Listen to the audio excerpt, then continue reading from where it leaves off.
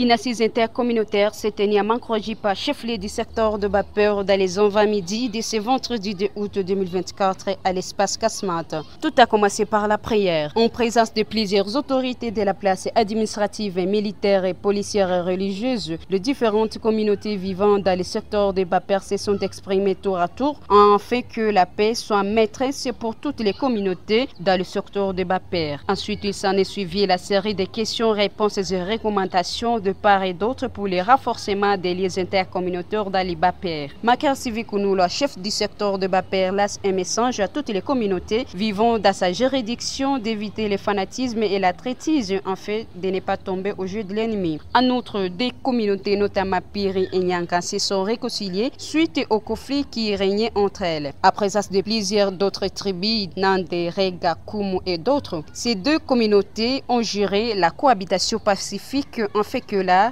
sécurité et la paix règnent dans le Bapeur et tout l'Oubéro. Cette réunion a été organisée à l'occasion du génocide congolais Génocoste, célébré sur toute l'étendue de la RDC ce vendredi 2 août 2024. La communauté Bele et Nyanga, assistée par d'autres communautés vivant en secteur de Baperi, entre autres Ira, Nande, Kumu, Leka, y consort, sommes réunis en date du 2 août 2024 dans l'espace Kasmat devant les membres du comité de sécurité du secteur de Bapeur autour de mes attentes qui commençaient à servir orchestrées par le colonel autoproclamé Misingi Vianney Katobororo, commandant à place de Bandoulou et leur suite, en vue de proposer des pistes de solutions durables et pacifiques nous amenant à la restauration de la paix en secteur de Bapeur et recommandons à l'unanimité ce qui suit. 1.